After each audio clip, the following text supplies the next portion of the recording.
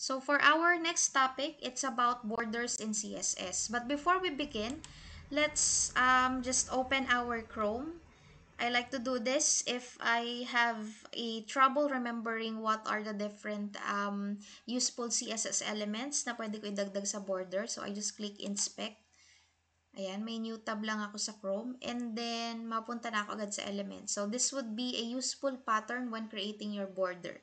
Kasi gagamit din tayo ng position, margin, border, and then padding. Okay. Now, let me just close this one and start na tayo sa VS Code. As you could see, I just added H2 or heading 2 just to elaborate kung ano yung changes na mangyayari pag nag-add tayo ng borders. And then, yung isang paragraph, nilagyan ko lang siya ng ID. So, for the ID, binigyan ko lang siya ng pangalan na box. So, paano natin tatawagin si ID sa CSS?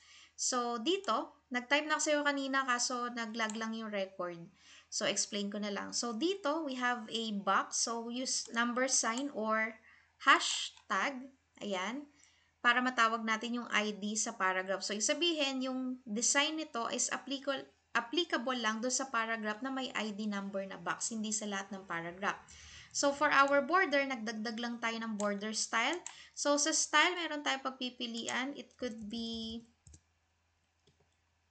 dash, dotted, ayan, marami.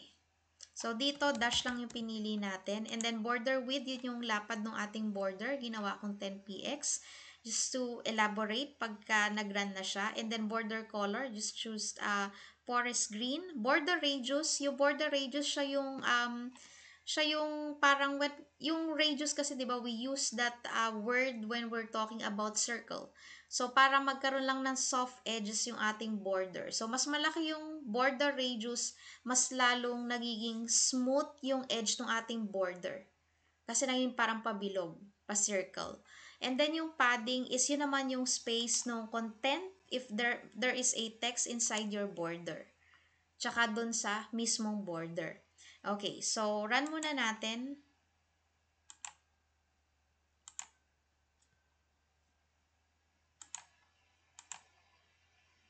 Sorry, make sure yung HTML yung naka-run.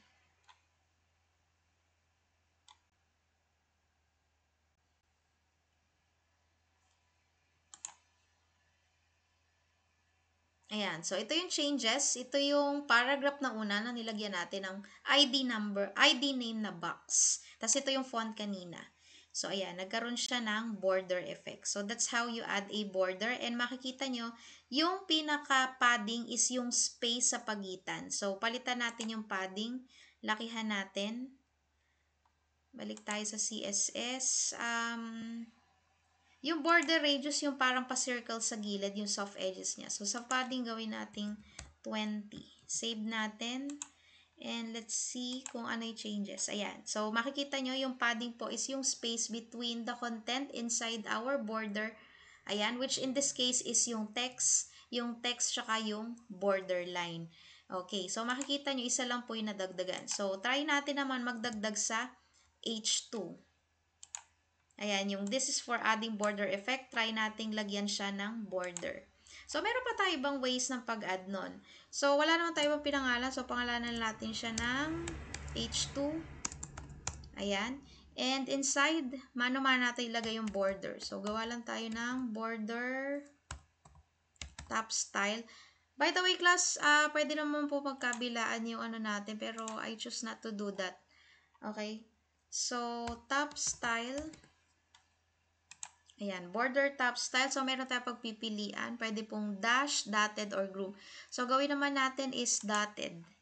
Ayan. And then, yung ating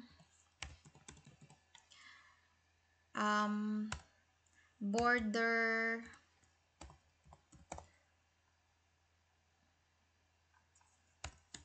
bottom style is gawin naman nating solid.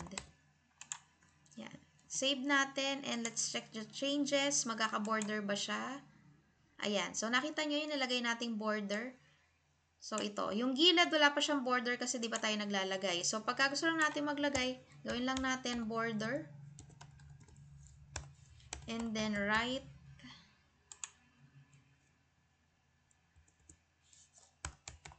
style.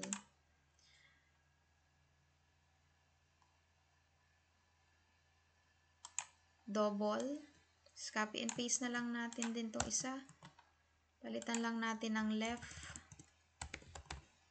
Ayan. So, makikita nyo yung changes. Magkakaroon siya ng border sa magkabilaan. Naka-double. Okay. Next naman is, let's try to add a width. Is it possible ba na magkakaiba yung width ng ating border? Yes po. Try natin yung left. Siya'y palitan natin ng width. So, border left. Tapos, lalagay lang natin, dadagdag lang natin yung word na width. And then, pag width, syempre, size yun. Meron ding inherit. Ayan. So, try natin for the width is 20 px. Okay. And then next, let's add a border color. So, ibahin natin yung border color ni left. Border left